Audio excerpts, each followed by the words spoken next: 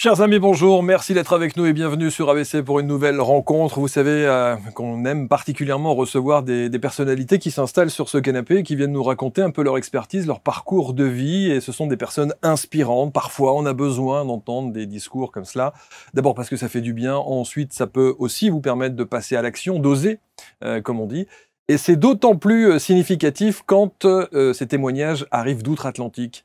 Quand nos cousins, frères d'âme, allez, nos amis québécois viennent s'installer quelques instants sur les canapés d'ABC pour une nouvelle rencontre. Suzy Saintonge est mon invitée. Bonjour Suzy. Bonjour Marc. Oh, quel bonheur de vous entendre avec cette petite pointe d'accent. Que vous entendrez tout le long de l'émission. Ah, ça c'est sûr. Merci d'être là en tout cas. Et merci de vous raconter, de parler un peu de votre expertise, de votre parcours de vie, de ce qui fait que vous êtes la femme que vous êtes aujourd'hui. Vous êtes coach PNL, entrepreneur, capitaine de voilier. Vous allez entendre cette histoire, c'est juste incroyable. Vous êtes maman aussi, qui est sans doute un des métiers les plus beaux et les plus difficiles. Et grand-maman aussi. Et grand-maman aussi, voilà, oui. J'ai pas osé le dire. Et on va voir de quelle manière votre parcours de vie est justement inspirant et pourquoi est-ce qu'il... D'abord, force le respect et en quoi il peut être intéressant pour nous, Français, francophones, de quelle manière on peut vous écouter et voir évidemment ce que vous avez à nous proposer. D'abord, pourquoi est-ce que vous témoignez? Pourquoi est-ce que vous acceptez de témoigner? Parce que je pense que nous sommes rendus à un carrefour extrêmement important d'un point de vue de société, autant la société québécoise que la société française. En fait, je pense que c'est mondial et qu'on n'a plus de temps à perdre. Il y a trop de gens qui se cherchent, il y a trop de gens qui souffrent et qui s'en vont dans la mauvaise direction avec des pilules, des médicaments, toutes sortes d'illusions qui, en fait, nous éloignent et perpétuent la souffrance au lieu de la diminuer. Vous savez qu'en France, on est les plus gros consommateurs d'anxiolytiques et de médicaments. Hein. Ah, ça expliquerait ma présence. Sans doute. Sans doute. Je ne sais pas quels sont les ratios au Québec. Très élevés aussi. Aussi très élevés aussi. Oui, en Amérique du Nord aussi, c'est très élevé. Ouais. Oui. Donc vous acceptez, vous avez envie de parler, de témoigner. On va écouter votre parcours qui est assez incroyable, qui est aussi surprenant, qui est très inspirant. Et qu'est-ce qui vous motive justement à passer à l'action et à parler? Je pense qu'il y a énormément de gens qui se cherchent. Je pense qu'il y a un écart beaucoup trop grand entre ce qu'ils pourraient comprendre et trouver et la façon dont on l'apporte. Donc, je me suis donné un peu la mission de vulgariser tout ce qui touche au bien-être, évidemment dans mon créneau particulier, mais tout ce qui touche au bien-être et à la réalisation de soi, parce que pour moi, ça va de pair. Vous trouvez que c'est souvent trop abstrait? Trop abstrait, trop compliqué, trop surfait. Je prends par exemple la méditation, d'accord? J'ai beaucoup de clients qui me disent « Ah, j'ai essayé, mais je suis pas capable, c'est difficile, je suis pas rendu là, etc. » Donc déjà, il y a comme une perception de niveau. Et ça, je déteste ça. Je déteste ça. Parce que ce n'est pas une question de niveau, d'avancement, je suis plus évoluée, etc. C'est souvent que la personne va se faire une image particulière, si je reprends l'exemple de la méditation, et cette image-là la bloque parce qu'elle vient nourrir ses peurs par rapport à sa propre confiance en elle et tout ça. Alors que moi, je leur dis, écoutez, à partir du moment où tu es capable de prendre 5 minutes pour toi, de simplement t'asseoir et de ne rien faire, c'est déjà ça. C'est déjà une partie de méditation, c'est déjà une action dans l'action de méditer. Exactement. C'est déjà un éveil à la conscience, c'est déjà un pas vers...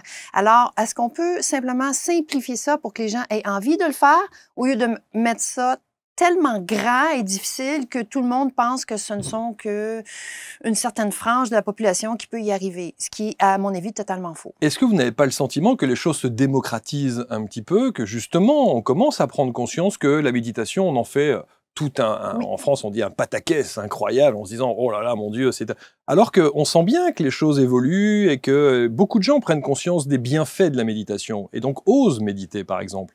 pour ne parler que de la méditation. Tout à fait, tout à fait. C'est clair qu'il y a un changement. Et d'ailleurs, c'est peut-être un peu ce qui me propulse, c'est que plus de gens comme moi, que je considère comme très terre à terre, vont parler et vont ramener ça à quelque chose de concret. Et plus les gens vont vouloir y aller. En même temps, je pense qu'il y aura toujours une frange de personnes qui vont rechercher l'illusion et la perfection comme un peu une façon de ne pas y aller. Ça leur appartient. Ce qui fait votre singularité, c'est le fait de vulgariser tout à fait. Ces sujets-là? Oui, tout à fait. Je dirais que oui. Parce que vous avez souffert justement d'être face à des gens qui étaient peut-être, en France on dit ça aussi, des gens très perchés.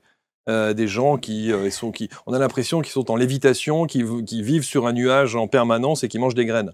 Non mais c'est vrai. on en a aussi.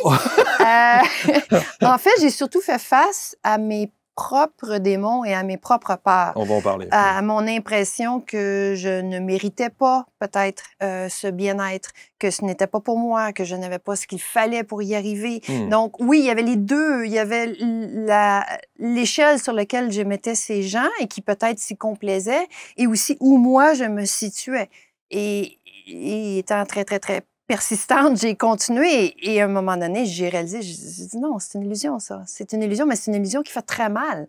Et c'est une illusion qui détruit beaucoup de choses dans la vie des gens. Et ça, je n'en veux plus. Je n'en veux plus. Le moins possible. Et vous avez donc décidé d'accompagner des gens pour leur permettre justement d'être dans cet état de bien-être sans en passer par des situations complexes, difficiles et des méthodologies qui sont parfois envahissantes dans nos vies. On peut faire les choses très simplement. En fait, ça n'a pas été une décision si claire que ça. Quand j'ai décidé de me former à la programmation neurolinguistique, la PNL, c'était de mon point de vue d'entrepreneur pour me doter d'outils supplémentaires. Évidemment, à travers ça, j'ai fait mon propre cheminement et j'ai résisté parce qu'on résiste souvent à ce qu'on pourrait être. Et finalement, la vie m'a poussé, presque forcé dans différentes directions qui ont fait que j'ai admis que oui, il y avait des gens à qui ça faisait du bien. Parce que toujours, c'est un peu cette persistance de penser que ce n'est pas si intéressant, ce n'est pas si possible pour moi d'aider ou tout ce qu'on nous met sur les épaules. On a le sentiment que vous aviez ce ressenti de légitimité, que vous manquiez de légitimité, ou que vous vous disiez « je ne suis pas légitime à ça ». Où j'ai encore tellement à apprendre. Tellement à apprendre que non, je ne peux pas aider quelqu'un. Et c'est un jour, un de mes clients qui m'a dit j'ai été voir beaucoup de gens et j'ai pas aimé. Il m'a nommé tout ce qu'il avait essayé et il m'a dit toi, je t'écoute parce que je sens que tout ce que tu me dis, tu l'as vécu. Et là, j'ai compris. J'ai fait tu as tout à fait raison. Effectivement, jamais je ne vais parler de quelque chose que je n'ai pas moi-même vécu, expérimenté, souffert et surmonté. Et on va voir justement votre parcours de vie. Quelle serait, Suzy, votre définition du bien-être? Mon Dieu, être soi. Être aligné totalement avec notre boussole intérieure. Est-ce qu'on peut l'être, ça? Oui. Est-ce qu'on peut le rester? Oui. Est-ce que ça se travaille? Continuellement. Continuellement. C'est pas de l'acquis. C'est l'acquis, c'est un acquis dans le sens où, lorsqu'on y touche une fois, on réalise à quel point on peut être bien. Et donc, lorsqu'on s'en écarte, on a un incitatif très fort à y revenir. Donc, l'acquis est la perception et la compréhension qu'on est capable de se sentir comme ça. Est-ce que l'acquis se répète à chaque seconde de notre vie? Non. Le choix se répète à chaque seconde. Mais le fait d'y toucher au moins une fois nous permet de réaliser que c'est possible. Le fait de toucher une première fois, mais c'est ce cap-là qui est difficile à franchir. Entre le moment où on se pose la question et le moment où on est justement dans ce ressenti et on se dit « ça y est, j'y suis » et je m'y sens bien, et je vais continuer à travailler, à persister pour que ça continue, il y a un delta entre les deux, là. Et c'est là où vous intervenez à ce moment-là. Oui, et j'irais même plus loin. Une erreur que souvent on fait, c'est qu'on pense que l'état qu'on doit atteindre est un état de bien-être, mais nous l'associons dans notre société moderne à un état de fait. Je vais être bien lorsque j'aurai réussi telle étape, lorsque j'aurai tel titre, lorsque j'aurai tant d'argent en banque. Alors que non, parce que ça évolue continuellement. Parce que les buts que j'avais à 20 ans et les buts que j'ai aujourd'hui changent régulièrement. Ma vision des choses, mes rêves évoluent. Donc, ils ne stagnent jamais. Si je mets mon bien-être au niveau de la réalisation du rêve, je vais courir comme un lièvre après une carotte. Ça ne se terminera jamais. Ce n'est pas là où se situe le bien-être. Le bien-être, pour moi, à mon sens, se situe à l'instant où ma vie, ce que je fais, ce que je dis, comment j'agis, est en cohérence parfaite avec ce que je ressens. Et ce que je ressens à cet état-là, lui, va changer et va être appliqué à mes différents buts en cours de vie. Et c'est ça l'erreur qu'on fait. Parce que tant qu'on met le bien-être sur l'objectif extérieur, oubliez ça, ça ne sera jamais atteint parce que les objectifs changent continuellement. Donc, il faut recentrer les choses et les mettre dans le bon cap. Il faut revenir à soi grâce à notre boussole. Ouais. Vous avez dit quelque chose de très intéressant en avant-propos. Vous avez dit qu'il y avait un de vos clients qui vous disait, c'est formidable avec vous, Suzy, c'est que vous préconisez des choses parce que vous avez vécu certaines choses. Et c'est là où c'est intéressant, c'est votre parcours de vie. Qui est, vous êtes, alors on va parler de la petite Suzy. D'accord. Vous êtes issue d'une fratrie de 4, c'est ça? Et vous êtes la 3e? Oui. Et alors vous dites un truc, je ne savais pas, l'enfant oublié. Oui. Pourquoi est-ce que vous dites que le 3e d'une fratrie, ça va faire plaisir à mes frères? C'est donc le 3e, c'est donc Jérôme. Mon frère Jérôme, voilà, tu es le 3e, je suis désolé, donc tu es l'enfant oublié. Pourquoi vous dites ça de la fratrie? En fait, ce n'est pas de moi, c'est une définition que j'avais lue un jour et ça avait vraiment résonné dans une dynamique familiale qui l'auteur positionnait les différentes naissances par rapport à l'ordre. Et ça a fait du sens pour moi parce que, bon, le premier est toujours l'enfant parfait, l'enfant sage, celui qui répond le plus possible aux attentes des parents. Le deuxième a une difficulté à compétitionner avec ça, donc il va souvent être le rebelle qui va aller à l'encontre pour, encore là, aller chercher l'attention des parents. Et là, vous avez comme un prisme, vous avez comme une échelle qui est déjà prise dans les deux extrémités. Alors, le troisième, il fait quoi? Il fait son petit bout de chemin et il ne fait pas de bruit souvent. Et c'est comme ça que vous l'avez vécu? Exactement, exactement. Et vous expliquez d'ailleurs dans la préparation de l'émission, effectivement, ce n'est pas une enfance idéale. Non. C'est une enfance difficile, difficile où vous parlez de violence à la maison, de climat de colère, en règle générale. Exactement, des blessures. Des blessures. Les deux parents avaient d'énormes blessures, donc on les vit. Ils ne savaient pas quoi faire avec, donc ils l'exprimaient parfois par la colère. Donc, ça crée chez vous un manque de confiance?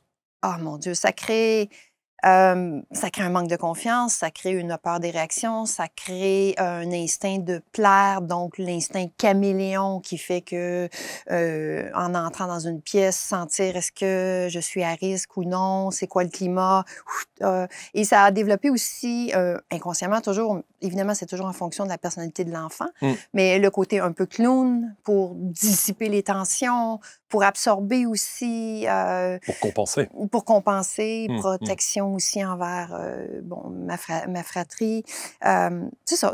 Donc vous grandissez dans cet univers-là, vous vous construisez en plus dans cette façon, et vous dites que même à l'école, vous êtes la parfaite victime pour l'intimidation et les prédateurs. À partir de la 4e année, moi je parlais pas, donc je savais pas communiquer avec les autres et toutes sortes de choses faisaient que j'étais très low profile, profil bas, mettons.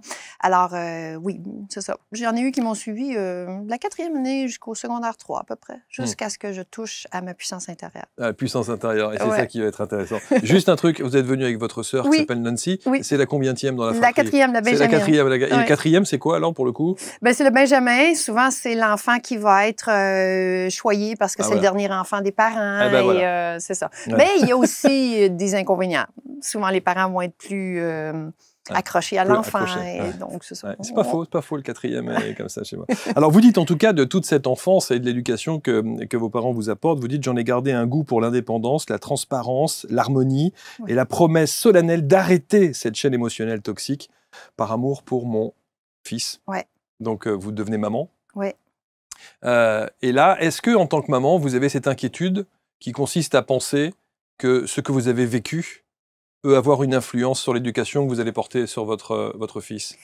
Oui, mais pas tellement de façon consciente. C'est-à-dire, mentalement, certains aspects, oh non, moi, je ne ferai pas ça avec mon enfant, je vais plutôt agir comme ci et comme ça. Mais ça reste quand même à un degré rationnel. Le vrai virage est arrivé quand mon bébé avait 6 mois et qu'il s'est passé un événement que là, j'ai vraiment, vraiment mesuré. Vous voulez nous en parler? Oui, je pense qu'il le faut. C'est difficile? C'est difficile parce que je n'en suis pas fière, mais en même temps, j'en suis fière d'en être sortie. Juste, pardon, est-ce que quel âge il a aujourd'hui alors? Il a 36 ans. Il a 36 ans. Est-ce qu'il a su ça? Oui. Ouais. Oui, moi, j'ai tout dit à mon fils. OK. J'ai tout dit à mon fils. Est-ce qu'il faut? Est-ce qu'il fallait? Ben, je lui ai dit quand il était adulte. Bien sûr. Mais est-ce qu'il fallait lui dire? Est-ce que c'était une façon de vous libérer, vous, ou est-ce que c'était une façon d'être honnête avec lui? C'était une façon d'être honnête avec lui. C'était une façon aussi de lui expliquer que parfois, je pouvais me trébucher, mais que ma volonté était d'être comme ça en tant que parent et que j'avais besoin de son aide, parfois, pour me le rappeler. Qu'est-ce qui s'est passé? Il m'a dit merci. Il m'a dit merci de ne pas avoir cédé. Et qu'est-ce qui s'est passé à l'âge de 6 ans? De 6 mois? 6 mois, hein? Oui, il avait 6 mois, ouais. Il était dans le bain. Bon, j'étais jeune maman, je travaillais à temps plein. Je suis retournée travailler après 3 mois, après la naissance, questions financières et tout. Donc, la surcharge de travail, la maison à tenir, l'enfant et tout. Et puis, il est dans le bain à 6 mois. Il fait son travail de bébé de 6 mois. Il joue, veut mettre le savon dans la bouche et ça fait peut-être 5 fois que je l'enlève, etc. Lui, c'est un jeu, donc il le prend encore, il me regarde. Et là... Et là est montée, Marc, une vague de violence. Une vague de violence inouïe. Et ce que je vous dis là, ce que je vous décris, c'est passé en une fraction de seconde. J'ai eu une vague de colère qui a monté, mais tellement grosse, que j'aurais pris mon enfant, qui était la prunelle de mes yeux, je l'aurais pris et je l'aurais rentré dans le mur tellement j'avais de colère. Et cette vague-là a monté là, et à peu près rendue au niveau du cœur. J'ai fait comme « Non! » Et là, j'ai crié à mon conjoint dans le temps, au père de l'enfant, j'ai dit « Viens t'occuper de mon fils, d'Alexandre. » J'ai disparu, j'ai couru, j'ai descendu au sous-sol, j'ai été me cacher, rouler en boule dans un coin le plus loin possible. Et là, j'étais dans un petit coin et je pleurais et j'étais « Mon Dieu, mais quel est ce monstre? Quel est ce monstre que je transporte? » Et ça a été pour moi une ouverture de dire, je ne peux pas rester avec ça. J'ai vu le danger. Alors, le lundi matin, on était le vendredi soir, je pense. Le lundi matin, j'ai appelé une psychologue et j'ai dit, là, vous me prenez en urgence parce que je ne sais pas. J'ai réalisé que je ne me connaissais pas. Et c'est là que j'ai commencé ma première thérapie. J'avais 25 ans. Et quand la psychologue m'a demandé, bon, les souvenirs, et que, bon, ça a commencé à 11 ans, mes souvenirs. Aujourd'hui, je sais que ça veut dire beaucoup. Moi, dans le temps, je me disais, bon, j'ai dû avoir une enfance extraordinaire. Je me souviens de rien en deçà de 11 ans. Ouais. Elle a fait, non, je pense qu'on va parler un petit peu plus longtemps. Ouais. Et cette colère, après coup, vous l'avez analysée? Non seulement je l'ai analysé, et ça a été long, là, ça a été un processus quand même qui s'est étalé sur plusieurs années. Je l'ai analysé, mais analyser ne guérit pas. Analyser permet de comprendre. Ce qui est déjà beaucoup. Hein. Ce qui est déjà beaucoup, et permet de choisir les comportements, sauf qu'elle est là, elle est tapie, et c'est un choix constant, c'est une bataille constante. Alors que la journée où je l'ai accueilli, là, le vrai processus de pardon, de guérison a pu se mettre en place. D'où venait cette colère? Oh mon Dieu! Écoutez, on bat un enfant, ce qui reste, c'est l'impuissance, c'est l'injustice, c'est toute la colère de ne pas être entendu, de ne pas pouvoir se défendre, de ne pas pouvoir être. C'est cette révolte-là. C'est tout ça qui bouillonne. Une accumulation. L'accumulation totale et qui lorsqu'elle n'est pas accueillie, va sortir à droite et à gauche. Je prends un petit peu l'image du presto où les gens me disent « Oui, mais ça m'arrive de crier dans ma voiture, ça m'arrive de pleurer. » Je dis « Oui, mais ça, c'est juste la soupape. » Ça, vous avez des prestos à pression, là, des cocottes pression, des cocottes minutes. Bon, mais sur le dessus, la valve ne sort que le trop-plein. La pression reste là et continue à augmenter. Donc, il faut aller voir à l'intérieur.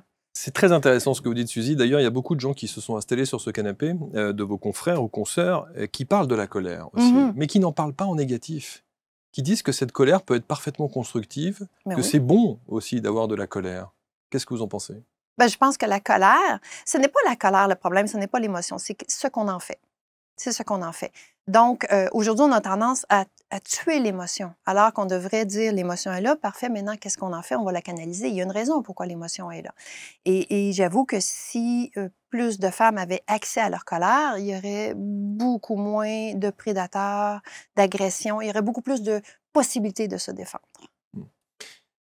Alors, on commence à cerner un petit peu le personnage Suzy Saintonge, on commence à voir un petit peu de quelle manière vous grandissez. Et alors, ce qui est assez incroyable, c'est que vous allez évoluer professionnellement dans un milieu d'hommes. Oui. Hein, vous allez être la première femme à travailler dans une société d'aéronautique. Oui. Au milieu, effectivement, de la jante masculine. Oui, il y avait 995 hommes, je crois, j'étais la seule femme. Du côté technique, il y avait bien sûr du côté administratif, des secrétaires. C'était une société qui faisait des simulateurs de vol, hein, c'est ça, dans les années 80. Ouais. Qui existe encore, d'ailleurs. Qui existe encore. Alors, ce qui est incroyable, c'est est-ce que vous avez analysé ce point-là? Pourquoi est-ce que vous vous retrouvez à travailler au milieu d'hommes? Est-ce que le rapport aux hommes, le rapport, pardon, à votre père, peut-être, est-ce qu'il y a un lien avec tout cela pour que vous vous retrouviez dans cet univers masculin? Oui, c'est clair. Aujourd'hui, je sais que tout ce qui s'est passé dans ma vie avait un but et c'est extraordinaire. C'est vraiment beau. Je l'accueille avec beaucoup de gratitude. Oui, parce qu'en fait, j'ai appris à me défendre. J'ai appris à me défendre parce que dans cet environnement-là, c'est un environnement masculin, donc on fait sa place où on est écrasé. C'est bats-toi ou meurs jusqu'à un certain point.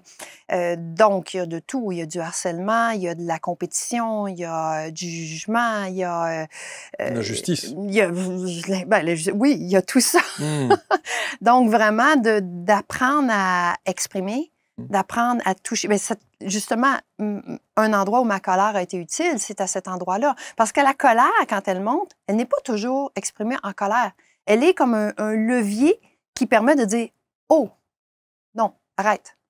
Arrête, je ne suis pas d'accord. » Je vous donne un exemple. Il y avait un superviseur qui, dans le temps, très frustré probablement, mais passait à côté de moi. Et à chaque fois qu'il passait à côté de moi, non seulement il me dénigrait, il faisait du harcèlement sexuel, mais à un moment donné, il y a une escalade là-dedans parce qu'on dit « Non, non, je vais rester tranquille, ils vont m'oublier. » Non, ça se passe pas. On a l'étiquette victime écrite dans le front. Il avait décidé, lui, que c'était drôle de me donner des coups de poing à toutes les fois qu'il passait à côté de moi. Mais vous savez ce qu'on appelle une bine en bon québécois. Alors, on met le knuckle ici. Qui fait très mal. Ça fait très mal. Ça fait un bleu. Une béquille. Oui, d'accord. Bon. Et donc, il avait décidé que c'était drôle. C'était drôle. Et il l'a fait plusieurs fois. À un moment donné, j'étais rendue, je craignais de le rencontrer dans les allées. Et il est arrivé un moment où on s'est rencontrés entre deux murs de partition, donc pas très large, un corridor de bureau. Et il arrive et fait ça. Et là, ma colère, elle s'est enflammée. Ni un ni deux, je me suis virée de bord, mais moi, je n'ai pas pris j'ai pris beaucoup de recul. J'ai pris beaucoup de recul, je suis quand même assez grande. Et ça a sorti, paf! Mais paf, mais un beau paf. Un beau, là, genre. Tellement qu'il a vraiment volé dans la partition. Et là, j'ai eu droit à toutes sortes d'insultes. Tu es folle, tu es folle. Mais, pas plus que toi. Et là, j'ai comme réalisé, je dis, hey, tu sais quoi? À chaque fois que tu vas me faire ça, c'est ce qui va arriver. Ça s'est arrêté. Ben, tout s'est arrêté. Ouais. Ce qui est intéressant aussi de savoir, c'est, encore une fois, j'arrive pas à comprendre tout ce que vous avez vécu, et notamment les relations avec les hommes, en règle générale, hein, encore une fois avec un grand H. Pourquoi est-ce que vous vous retrouvez confronté à une activité professionnelle en rapport avec une écrasante majorité d'hommes? Comment se fait-il que vous vous retrouviez là? Ça aurait dû être à l'inverse. en se disant j'ai tellement souffert Ouais. du rapport aux hommes, du rapport à mon père, etc., d'éducation, je vais choisir quelque chose de beaucoup plus souple, de beaucoup plus doux, de beaucoup plus harmonieux. Ouais. Or là, vous choisissez volontairement de vous mettre dans un panier de crabes. Deux choses. Un, je n'ai pas choisi de me mettre dans un panier de crabes. J'ai choisi une matière que j'aimais. Et deux, voilà le fil conducteur de toute ma vie. C'est que lorsque j'étais à l'école, je voyais les classes d'électronique. Et en tant que fille, je n'y avais pas accès. Nous, on nous offrait la couture, le dactylo, la coiffure et un autre métier typiquement féminin. Et je passais devant les cours d'électronique et j'étais fascinée. J'étais fascinée. Et j'ai dit non, moi, c'est ça que je veux faire. Bon, voilà la trame. Il y a à l'intérieur quelque chose, je ne sais pas c'est quoi, appelez-le résilience, appelez-le obstination ou quoi que ce soit. Mais quand j'ai une interpellation de dire c'est là, c'est ça que je veux, je vais tout faire, je vais tout mettre en œuvre pour y arriver. Mais est-ce que vous ne prenez pas le contre-pied parce qu'on vous l'interdit? Est-ce que vous ne le faites pas parce qu'on vous l'interdit? Je pense qu'il y a un petit peu de ça aussi. Il y a un petit côté rebelle en se disant « Ah bon, j'ai pas droit, eh ben je vais y aller quand même. » Ben, disons que j'ai choisi ça, je voulais y aller et après j'ai réalisé que je ne pouvais pas y aller. D'accord. Et là, le côté rebelle a embarqué. Et mon père, en plus, qui me disait « Tu ne seras jamais capable. » OK, là, oui. Là, vraiment, il venait d'augmenter d'une coche la détermination. Et ma mère, qui était aussi très déterminée quand même, qui était une femme qui aurait dû normalement être une femme de carrière, une entrepreneur, mais qui a été femme au foyer, extrêmement frustrée de ce confinement-là que la société leur imposait. Elle a pris ça comme une bataille personnelle de se battre, de monter ça jusqu'au directeur d'école. Et finalement, j'ai été admise. Donc, c'est une victoire. C'était une victoire. Et j'ai aimé. J'ai aimé la matière. Donc, j'ai continué mes études là-dedans. Et je voulais étudier là-dedans. Est-ce que je savais que ça serait un tel panier de crabes? Non, pas nécessairement. Ouais. Vous dites en tout cas que j'ai gardé une âme de guerrière, toujours prête à défendre les plus faibles, et notamment les droits des femmes. Oui. Oui. On sent la souffrance, là. Oui. On sent le manque. Oui. C'est ce que vous n'avez pas eu. C'est exactement. Est-ce que là, vous endossez la cape de la Wonder Woman qui va essayer de sauver un peu le monde et sauver ses contemporaines? Non, je leur dis le contraire. Abandonnez la cape de la Wonder Woman. Cessez de vouloir être autre chose que qui vous êtes pour répondre aux attentes de votre entourage. C'est le piège. C'est le piège, entre autres, du leadership féminin en entreprise. C'est le piège de la maman parfaite. C'est le piège de la femme orchestre qui doit tout faire. Non, arrêtez. Soyez égoïste un peu plus. Et arrêtez de vouloir sauver aussi le monde autour. Mais c'est ce que vous faites. Vous sauvez les gens. Non. Vous sauvez ces femmes. Non, vous les sauvez pas. Vous les accompagnez. Je leur montre qu'il y a un autre chemin potentiel. OK. Et je reconnais en elles le pouvoir de choisir. Quelqu'un qui me dit « Non, moi, je veux rester là », je dis « C'est parfait. Sois ce que tu veux, mais sois-le consciemment. Choisis de rester là, c'est parfait. Moi, je ne dirai jamais à quelqu'un « Ce n'est pas la bonne place pour toi. » Mais je vais lui dire « Sois conscient de ce que tu choisis. » Moi, je veux que tout le monde décide consciemment, là où ils sont, que c'est ce qu'ils veulent.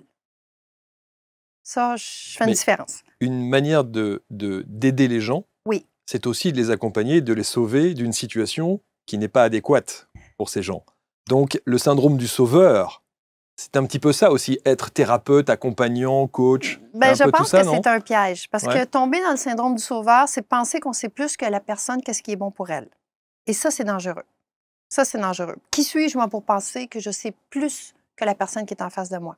Mais fournir des outils, dire, voici ton coffre à outils. Regarde, tu as tel outil, tu as tel outil, tu as telle possibilité. Ah oui, je peux. Oui, tu peux. Oui, tu peux. Je vois chez la personne ce qui est et je le mets en lumière. Maintenant, son choix lui appartient.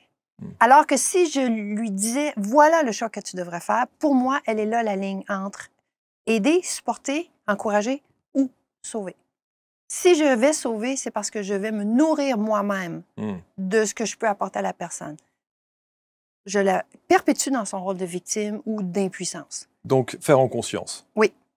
Quel que soit le choix. Quel que soit le choix. D'accord. Quel que soit le choix. Et vous n'orientez pas non. En disant tu devrais faire ça ou tu devrais faire ça ou tu devrais faire ça. C'est que voulez-vous faire dans la vie? Et si vous le faites, vous prenez cette décision en conscience. Savez-vous, êtes-vous conscient que vous avez telle possibilité, vous avez telle possibilité, vous avez tel outil, vous avez telle force, vous avez telle chose? Êtes-vous conscient que ce que vous êtes est suffisant? Êtes-vous conscient que tel obstacle, ce que vous pensez que vous n'êtes pas assez, en fait, vient de tel endroit? Que ce transfert-là vient peut-être de père, mère, milieu familial ou éducationnel, etc. Donc, vraiment mettre la lumière sur la réalité de la personne pour amener la prise de conscience. Et oui, évidemment, beaucoup de questions, mais toujours dans le respect de l'individu, qui est différent pour chaque personne. Est-ce que l'analyse que vous avez aujourd'hui, l'expertise que vous avez aujourd'hui, c'est ce qui vous a incité à monter FMAX? Ah, mon Dieu! C'est en fait l'inverse. C'est en fait l'inverse parce que FMAX existe depuis 2004.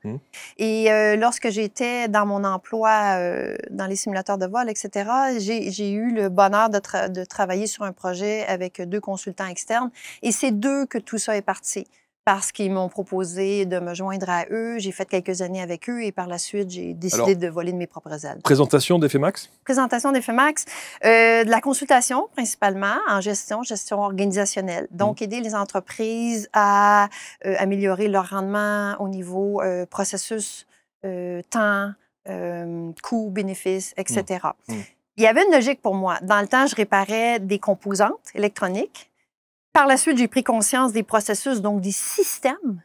Et à partir du moment où j'ai découvert la programmation neurolinguistique et ma capacité de thérapeute, j'ai compris que tout ça était mis en place par des individus. Alors, je me suis dit, pourquoi ne pas commencer à la racine, chez l'humain? Syndrome du sauveur ou pas, peu importe. Mais à quel moment vous vous dites, il faut que je switch, il faut que je fasse autre chose et je veux véritablement devenir la coach que vous êtes aujourd'hui, l'accompagnante de vie que vous êtes aujourd'hui? Vraiment, la boussole intérieure parle fort. Comme lorsque j'ai quitté mon job technique pour aller, c'était vraiment une sensation de manque au niveau de l'humain. Et là, ces gens-là me proposaient d'être beaucoup plus dans l'humain. C'est ça qui m'a beaucoup allumée. Donc, je sentais un besoin sans être nécessairement capable de le préciser. Ça a été une façon de changer. Le fait de devenir vraiment coach, ça s'est fait d'une drôle de façon parce que les gens venaient à moi. Les gens venaient à moi alors que j'étais comme, mais non, je ne suis pas prête, je n'ai pas tout ce qu'il faut, je dois encore continuer mon parcours, je dois être parfaite. Si je veux aider, je dois être parfaite. Et j'ai réalisé que non, c'était mon imperfection, mes imperfections, mon humanité qui faisait en sorte que les gens venaient à moi. Aujourd'hui, à qui vous adressez-vous? Qui sont les gens que d'abord vous voulez sensibiliser et qui sont les gens qui vous consultent? Quels sont vos clients? Mon Dieu, les gens viennent me voir parce qu'ils sont mal. C'est tout du bouche à oreille. Alors vraiment, les gens viennent parce qu'ils me disent, bon, mais t'as aidé ma soeur, mon frère, mon collègue, etc. Principalement, je suis malheureux, je suis mal, je suis pas bien dans ma peau, je vois bien que je m'auto-sabote. Qu'est-ce que je fais de ma vie? Où est-ce que je m'en vais? Pourquoi ma relation de couple ne fonctionne pas? Mes enfants m'impatientent. Toutes les misères humaines sont propices à consulter. Ce qui attire, et là, je vais vous dire, c'est vraiment une de mes croyances, c'est au niveau de l'énergie. Quelqu'un, moi, qui ne veut pas vraiment travailler ne sera pas attiré vers moi. Ce sont vraiment des gens qui disent, OK, moi, j'en ai assez, là, je ne sais pas quoi faire, mais je sais que je ne veux plus. Donc, il y a une prise de conscience. Oui, il y a un mal-être. Ils sont conscients du mal-être. Ils sont conscients du mal-être, mais ils ne savent pas nécessairement. Ils peuvent venir vous consulter sans savoir quel est ce mal-être et d'où ça vient et pourquoi et comment le régler, évidemment. Tout à fait. Tout à fait. Et souvent, la moitié, 3/4 du temps, j'entends les gens dire, lorsque je commence en posant toujours la question, et ils me disent, c'est drôle, je pensais te parler de ça, et ce qui monte, c'est ça. J'ai dit, parfait, on va laisser le guérisseur interne nous dicter. Puis je leur explique, j'ai dit, ce qui monte, c'est ce qui doit être pris en compte en premier. Et ton but peut être ça, ton intention profonde, sauf que si c'est ce qui monte, c'est ce qui doit être adressé en premier. Dans votre boîte à outils, oui. Quels sont les outils que vous utilisez? Alors, justement, Dieu. pour l'accompagnement que vous préconisez? Bon, évidemment, je suis formée en programmation neurolinguistique, donc le langage de l'inconscient. l'hypnothérapie aussi, à travers l'inconscient, beaucoup. La thérapie symbolique est une de mes grandes forces, c'est-à-dire amener les gens à travers le langage de l'inconscient qui ne fait aucun sens pour le mental, découvrir la piste, le chemin qui amène à la situation qui a créé le blocage. Parce que c'est ça, hein, on agit aujourd'hui en comportement parce qu'il y a un blocage qui s'est installé à un moment donné et on ne se rend pas compte. Moi, c'est ce que j'appelle le T-shirt licorne. Le gaminet. Les gens endossent une stratégie inconsciente mentale lorsqu'ils sont tout petits, sauf que lorsqu'ils grandissent, le chandail est rendu trop petit. Évidemment. Et à un moment donné, en hypnose, je leur demande, je dis, bon, est-ce que c'est encore ça que tu veux porter comme chandail? Est-ce que tu as encore besoin de ça aujourd'hui en tant qu'adulte, en sachant qui tu es et ce que tu vis et ce que tu veux vivre? Et c'est là où les prises de conscience, les décisions se prennent et tout s'enchaîne. Ça, c'est pour la PNL? Oui, ça, c'est pour la PNL. Autre outil, qu'est-ce que vous préconisez? Le gros bon sens. Le bon sens? Ben oui, mais c'est vrai qu'on pourrait d'ailleurs, à chaque fois, je me dis, mais être coach, c'est ni plus ni moins que mettre du bon sens dans sa vie. Tout à fait. Tout à fait. En fait, ce que j'utilise aussi formellement, ce sont des ateliers, ce sont des moments de co-création de la vie, dans un sens où on défait les blocages pour en arriver à revenir à ce qui est notre voie principale. Donc ça peut se faire de différentes façons, évidemment, différents types d'ateliers. Alors, vous êtes au Québec, autant dire qu'on peut faire ça à distance? Ben oui, bien sûr, bien sûr. Hein, j'ai des coachings personnalisés qui se font par Zoom. J'ai des ateliers qui se font évidemment en personne. J'ai des conférences aussi. Je me suis mis comme mission d'aider les gens à passer la première marche. Donc, prendre conscience qu'il y a tout un univers qui existe, que ce soit au niveau du bien-être, de la spiritualité, du développement personnel, dans la réalité, dans quelque chose de simple et de concret. Je veux être la première marche, celle qui les amène à se dire « Ah, OK, je suis bien, c'est bien, je continue ma vie là, parfait, c'est un choix conscient. » Ou « Oh mon Dieu, il y a tout un univers que je découvre et je peux aller à tel endroit, je peux pousser jusqu'à telle ou telle place. » Donc, je pense que ma capacité de vulgarisation touche beaucoup les gens qui n'auraient jamais pensé peut-être consulter ou qui sont un petit peu gênés de venir consulter. Moi, je leur dis, écoute, c'est comme prendre un cours. Tout le monde trouve normal de prendre des formations continues pour améliorer telle ou telle connaissance. J'ai dit, à quel moment dans notre vie est-ce qu'on vous apprend à être? Jamais. Jamais. On nous apprend à être autre chose, mais à être soi-même, non. Non, les systèmes ne veulent pas qu'on soit nous-mêmes. Ils veulent qu'on se conforme à leurs besoins. Puisque vous parlez du système, vous savez qu'en France, il y a eu quelques reportages sur l'éducation canadienne québécoise et les écoles canadiennes et québécoises. Et on dit qu'au Canada, on passe 10 minutes sur un problème et 50 minutes sur le positif. Alors qu'en France, c'est l'inverse. On va passer 5 heures sur le négatif et 10 minutes sur le positif. Est-ce que c'est vrai? Est-ce que ce système d'éducation à la québécoise, il est fondé et forgé de cette manière-là? On passe plus de temps sur le positif que sur le négatif? Écoutez, ça fait longtemps que mon fils a terminé ses études. Et moi aussi les miennes. J'aurais tendance à dire que tous les systèmes ont leurs limites. Par contre, on est peut-être conscient que les enfants ont besoin d'écoles alternatives. Donc, c'est un concept qui est aussi répandu de dire, est-ce qu'on peut laisser l'enfant progresser à son rythme? Ça, c'est une chose. Le positivisme, c'est peut-être une question de culture aussi.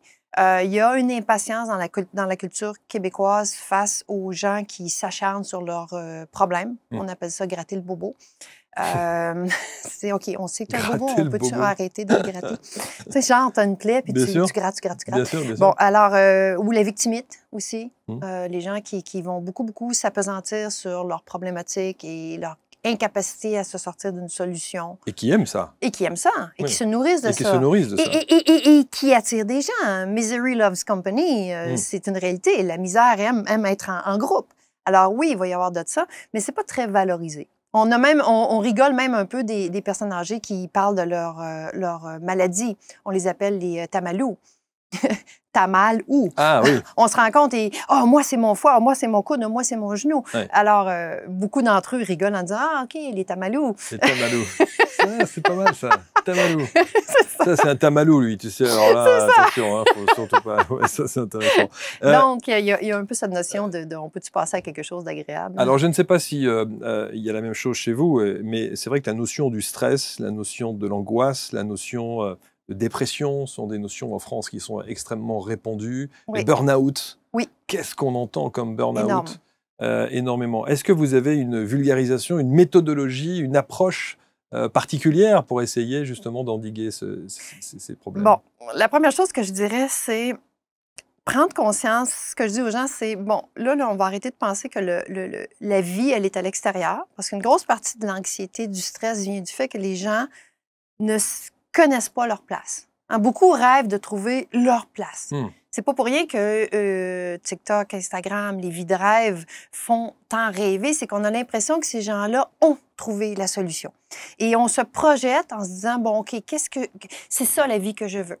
Sauf que ce n'est pas notre vie. Donc, déjà, on nourrit encore plus le sentiment d'écart. Le fameux delta dont vous parliez tantôt, il s'agrandit. Et plus on se projette à l'extérieur de notre vie, on a peur de manquer notre vie, mais en fait, on se manque soi-même. On passe à côté de qui on est. Et plus on s'écarte du soi, et plus il y a ce stress-là. Je vous fais une démonstration. Ah, parce que je vous ai vu arriver avec des accessoires, je me suis dit, on va faire du... Moi, j'aime bien être... Alors, je vais vous demander de simplement tenir un bout de ça. OK, je tiens ça. D'accord? D'accord, OK. D'accord. Disons que... Mais là, je ne sais pas si je vais rester dans la caméra, mais... Si, mais on va refaire le plan, c'est pas grave. Vous venez au monde, vous êtes collés, d'accord? Tout ça est ensemble. Donc, vous êtes au point neutre. OK. OK? Au fur et à mesure qu'on avance dans l'enfance, tenez-les bien parce que je vais tirer. D'accord? On apprend à être autre chose, que ce soit pour nos professeurs, pour plaire à nos parents, pour plaire à nos amis, pour s'intégrer au groupe, pour rentrer dans un cursus scolaire, pour plaire à l'employeur, pour plaire à nos parents qui nous ont demandé de faire un emploi payant dû à leur insécurité. Et tout cet espace-là, attention, là, je tire. Je tiens. On augmente la tension.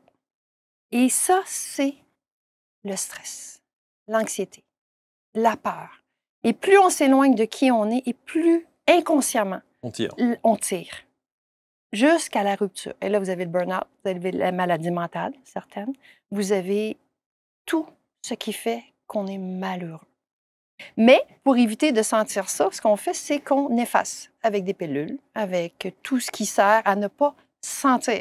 Et là, on doit prendre d'autres pilules parce que vu qu'on ne sent pas, on doit augmenter ce qui nous fait notre bonheur et tout ça. Et là, on fait juste augmenter encore plus le stress parce que le corps le sait, lui, même si le cerveau l'oublie. Et c'est ce qui va faire les dépressions et l'anxiété. Voilà, et vous allez pouvoir remettre votre micro, voilà, juste, voilà. Désolée, j'espère que ça m'a pas gâché le... C'est ça qui est intéressant avec vous, c'est la vulgarisation. La symbolique de ce que vous venez de faire là, quand on l'exprime avec des mots ou des phrases, c'est pas nécessairement... Tout le monde le comprend, évidemment. Oui, mais on visualise peut-être différemment qu'avec ne serait-ce que cet objet-là. C'est l'écart. Voici mon moi, ce que je suis née pour être. Et c'est pas juste une question d'être bien, là. C'est ça qu'il faut comprendre. C'est que nous sommes nés avec un destin. Nous sommes nés avec des outils. Pourquoi mes rêves ne sont pas les vôtres? Pourquoi est-ce qu'on n'a pas tous les mêmes rêves dans la société? Parce qu'on a un rôle à jouer qui est spécifique à nous. Sauf que plus on s'éloigne de qui on est profondément et de ce rôle-là, moins on peut le trouver, moins on peut découvrir notre mission de vie et plus on se sent mal. Alors, en premier, ce qu'il faut faire, c'est revenir à soi. Moi, je vois passer dans des forums de femmes sur Facebook ou autres médias sociaux. « je veux être libre et être à mon compte. Avez-vous une idée de ce que je pourrais faire? » Mais non, personne ne va pouvoir te dire ce que tu peux faire. On peut te dire ce que nous, on a choisi de faire, mais jamais la personne va trouver ce qui la rend heureuse tant qu'elle ne sera pas revenue à elle-même pour se connaître. Et le nombre de personnes qui ne se connaissent pas, Marc, c'est aberrant. Le nombre de personnes qui viennent me voir pour une problématique X, qu'on enlève un blocage, et après ça, qui disent « Oui, mais moi, je suis qui? » Et je leur demande à des personnes, des fois de 40, 50, 60 ans, « Qu'aimes-tu? » Je sais pas. C'est incroyable. Comment voulez-vous vivre une passion? Comment voulez-vous ouvrir la voie vers une vie pleine et enrichissante si en partant à la matière première, je ne sais même pas de quoi je suis faite? Et ça, malheureusement, on l'efface depuis qu'on est tout petit. OK? On prend un système scolaire. Voici la forme que tu dois avoir pour rentrer. On prend un travail. Voici la forme que tu dois avoir pour rentrer. Oui, mais moi, je suis ça. Alors, pour rentrer, je vais devoir limer tout ce qui dépasse. Mais tout ce qui dépasse, c'est ce qui fait ma richesse. Mais oui, bien sûr. C'est moi. Oui, c'est moi. Je veux dire, oui. Et c'est ça qu'on fait. Oui, c'est ça. Et le fait d'arrondir les angles, ça n'est pas moi. Non. Donc, vous devez être la forme que vous venez de présenter. Voilà, c'est ça. Pour trouver ma vie. Exactement, et l'équilibre de vie. Exactement. Ouais. Est-ce que c'est un processus long? Ça va dépendre des gens, évidemment. Mais cette prise de conscience de qui on est véritablement, ce que l'on aime véritablement, ce que l'on désire véritablement, ça peut être douloureux, ça peut être long, ça peut être fastidieux, ça peut être... Ce n'est pas obligé d'être long. Ça peut aller très rapidement. Moi, j'ai vu des changements chez des personnes après peut-être... peut-être une dizaine de rencontres. Et encore, c'est des prises de conscience. C'est ça la beauté de la PNL, c'est de bypasser tout le rationnel, tout le mental et d'aller directement au blocage. Maintenant, est-ce que c'est obligé d'être souffrant? Non, encore là, c'est une croyance. C'est juste que la souffrance nous fait réagir. Sinon, on reste dans l'inertie parce que c'est confortable. Moi, je compare ça un petit peu au bébé dans sa couche qui est sale. Il est habitué. C'est lorsqu'il commence à être propre qu'il ne peut plus reculer. Donc, excusez, c'est une image un peu, mais c'est de la vulgarisation. C'est ça, vous avez raison. Donc, les gens restent dans une certaine inertie et notre plus grand adversaire, notre plus gros obstacle à l'évolution, c'est notre tolérance à la souffrance. On s'habitue. Vous connaissez le principe de la grenouille mise dans l'eau bouillante. Exactement. Et voilà. Donc, on s'y habitue et on trouve ça normal. Sauf que quand on commence à être bien, notre barème de perception change. Et là, ça peut aller très vite. Je me souviens, moi, de la première chose, avoir dit un jour à une thérapeute, je lui ai dit, elle m'a dit, qu'est-ce que tu veux travailler? J'ai dit, je veux juste respirer. J'étais continuellement en apnée. En apnée. Je veux juste respirer. Sauf que quand j'ai commencé à respirer, j'ai dit, OK, non, je ne veux plus arrêter de respirer. Ça a changé. Est-ce que vous arrive d'intervenir dans les écoles, par exemple? Parce que je me suis posé cette question. Quand je vois tous ces thérapeutes, ces coachs et ces gens qui ont évidemment l'expérience et l'expertise que vous avez aujourd'hui, mais comment se fait-il qu'on ne nous l'enseigne pas dès le départ, de tout petit? Ouais. Est-ce qu'on essaie à se demander s'il n'y a pas une volonté de faire de nous des êtres formatés? Les systèmes sont faits par des gens qui ont souffert et qui souffrent encore. On ne peut pas s'attendre à ce que la société soit différente des gens qui la composent. C'est ça. Alors, la journée qu'il y aura un plus grand nombre de personnes qui auront guéri les blessures transgénérationnelles et qui auront choisi leur voie, on aura un changement au niveau des écoles. Pour l'instant, les écoles, le système scolaire, ma perception est que c'est un peu une chasse gardée. La PNL n'est pas nécessairement reconnue comme la psychothérapie ou la pédopsychiatrie, ou etc.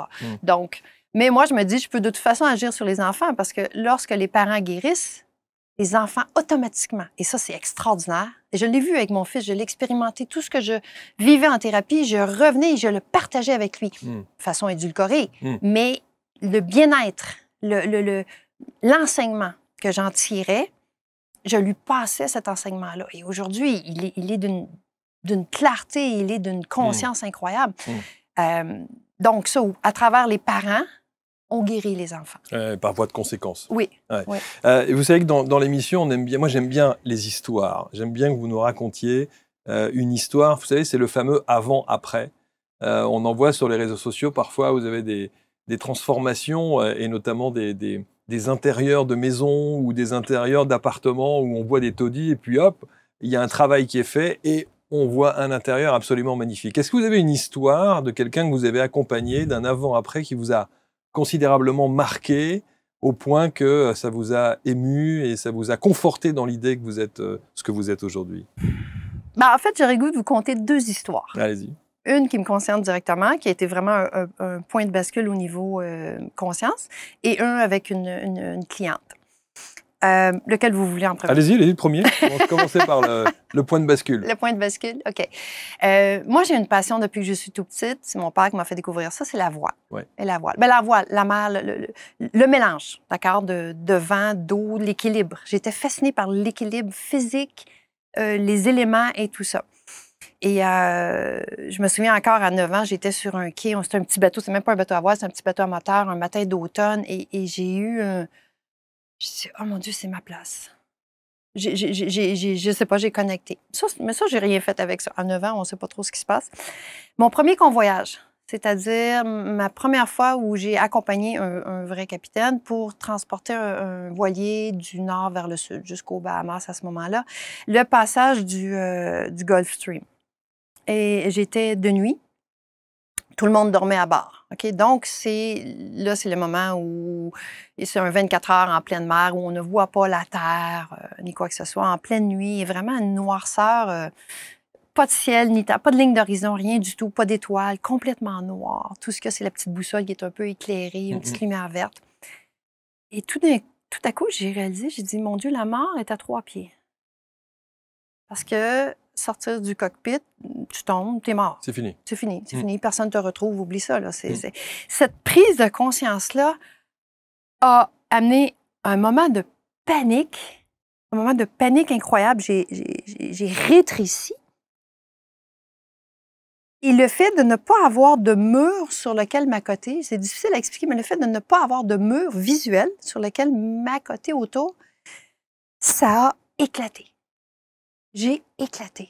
Éclaté dans le sens de perdre les limites mentales. Le mental n'a pas pu suivre l'expérience mystique qui était en train de se faire. Et là, ces barrières-là ont tombé et la peur a complètement disparu et c'est devenu un moment de communion incroyable, de joie profonde. La mort n'était même plus un concept présent. C'était une communion totale. Et là, je me suis mis à entendre l'eau, les clapotis, à voir au-delà de la noirceur, à sentir le vent, à sentir le bateau, Et là, j'ai compris. Là, j'ai réalisé, je dis, OK, non, il y a beaucoup plus que qui je suis, qui je pense que je suis. Ça, c'est la première chose. L'autre, l'expérience qui m'a vraiment marquée avec une de mes clientes, en fait, c'est tellement drôle parce qu'elle est venue me voir pour sa fille de 12 ans qui subissait beaucoup d'intimidation à l'école, au point d'avoir des idées peut-être suicidaires ou vraiment du gros harcèlement et tout. Alors, on a fait... Et elle voulait être là pendant la session avec sa fille.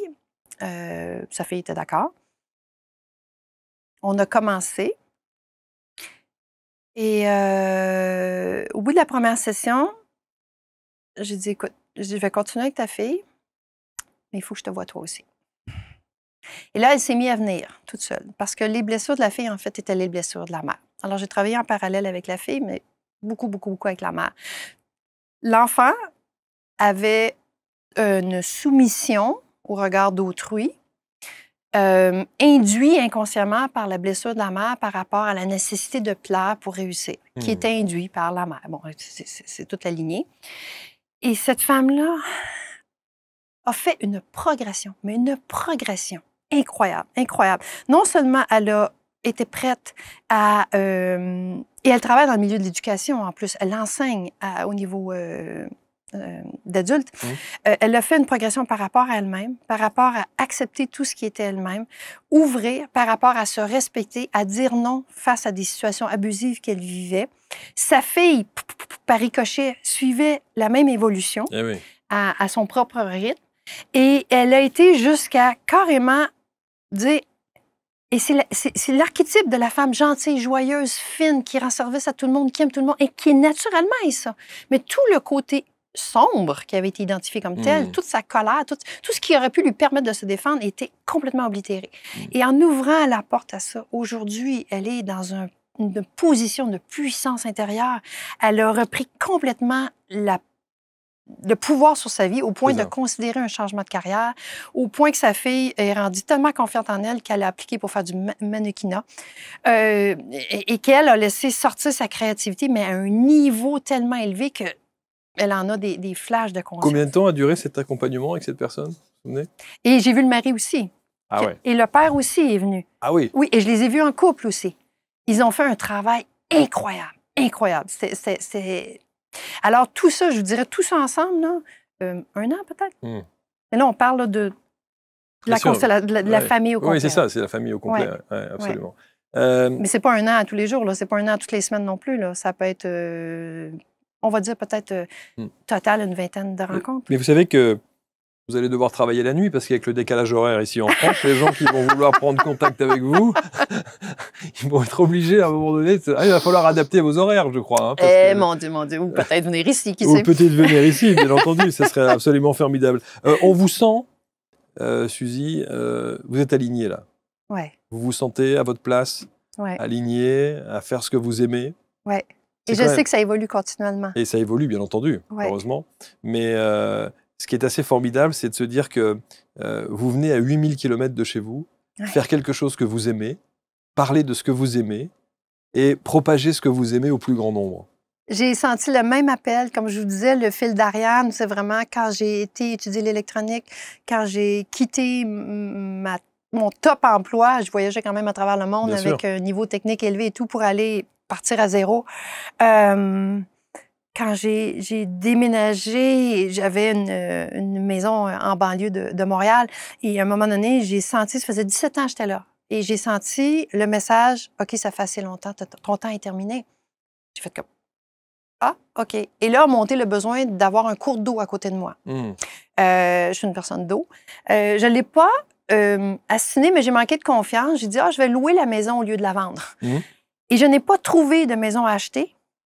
Et donc, j'ai dû partir de chez moi, là, en 2017, partir de chez moi, sauter dans le vide parce que j'avais pas de... Alors, j'étais sans domicile fixe pendant plusieurs mois parce que j'avais trouvé des locataires, mais pas de maison où aller. Mais ce fil-là me tenait. Je ne savais pas pourquoi, je ne savais pas comment, mais ça me tenait.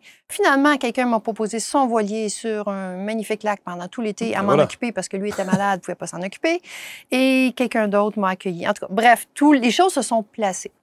Et ce fil-là était pareil ici. Quand mon ami m'a envoyé votre recherche et tout ça, j'ai fait comme...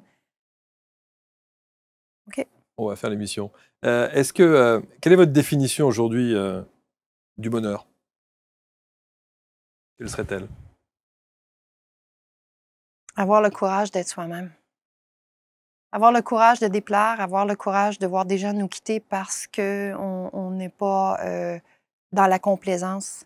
Avoir le courage de la solitude parce qu'on a choisi un chemin qui est peut-être pas conforme. Avoir le courage de sauter dans le vide quand l'appel est là. Pas sauter pour sauter, mais sauter. C'est pas de sauter dans le vide qui amène le bonheur. C'est parce que si l'appel est là, de le suivre. Donc, d'être soi. Moi, j'ai un petit truc que je me fais souvent quand je me pose des questions. Est-ce que je fais ça? Ou lorsque j'ai peur, je me dis, bon, mettons, si demain matin, je meurs, est-ce que je vais regretter de ne pas l'avoir fait? Si la réponse est oui, je me dis, OK, alors je le fais. Vous êtes heureuse? Oui. En cheminement constant et en questionnement constant, mais j'accepte que ça fait partie de mon... Est-ce que vous vous sentez mieux sur l'eau ou sur Terre? Sur l'eau. Sur l'eau, c'est vrai? Oui. Wow. Ouais. Ah ouais. Parce que sur l'eau, je peux utiliser tout ce que je suis à 100% en tout temps. En tout temps. Parce qu'en étant capitaine, c'est pas important, capitaine, mais en étant maître de son chemin comme ça, la voile m'a appris l'humilité, l'écoute de la force de la nature, de la vie. Sûr. On est tout petit à côté. Hein? On est tout petit et on apprend à... D'accord, c'était ça mon plan. Ben non, ça va être ça. Donc, le changement, l'adaptabilité, la force que ça prend et la douceur en même temps, parce qu'un voilier est très représentatif. C'est très fort et c'est très fragile. Il y a des équipements à bord d'un voilier qui peuvent résister à des pressions incroyables et d'autres qui peuvent se casser simplement parce qu'on met trop de pression. C'est une belle métaphore avec l'humain. Oui, tout à fait. Et la communication aussi au niveau, par exemple, s'il y a un équipage, souvent, moi, j'avais des novices. Donc, le besoin de préciser, non pas ce que tu fais, mais quel est mon but? qu'est-ce que je veux accomplir, d'aller chercher cette adhésion-là chez la personne en premier et après, les étapes pour y arriver. Je termine avec un petit visuel que j'ai trouvé sur votre site. Oui. Sortez de votre coquille, soyez-vous. Sortez de votre coquille. Ouais. Soyez ce que vous êtes né pour être. Exact. Enfin. On n'a plus de temps à perdre. La société a besoin de chacun d'entre nous à 100% de ce que nous sommes. Suzy Saint-Onge, vous allez évidemment autour de cette vidéo la commenter, j'en suis convaincu, la partager, je l'espère, et puis vous avez donc autour de cette vidéo l'ensemble des réseaux, des liens qui vous permettront de rentrer en contact directement avec Suzy. Elle nous a promis qu'elle s'adapterait au décalage horaire, hein, donc tout va très bien. Et peut-être, vous la verrez, peut-être en province, dans d'autres villes de France pour des séries de conférences, d'ateliers. Hein, oui, conférences, ateliers, en entreprise, en individuel, évidemment. Absolument. Et alors le livre, il arrive quand? Le livre sur la nécessité, probablement au milieu de l'année prochaine. Parce que votre histoire, on peut la raconter par écrit. Hein? Oui, absolument, absolument. Je veux donner aussi des pistes aux gens, comment y arriver, comment savoir si on est libre ou non. À quel moment est-ce qu'on le sait? Ouais. Et quoi faire pour y arriver? Vous l'êtes là? Oui, et je considère par contre que je suis continuellement en apprentissage. Merci infiniment, Suzy. Merci, Marc, c'était passionnant. De cette opportunité-là. Merci infiniment. Partagez, commentez. On se retrouve très très vite sur ABC pour une prochaine rencontre. Salut.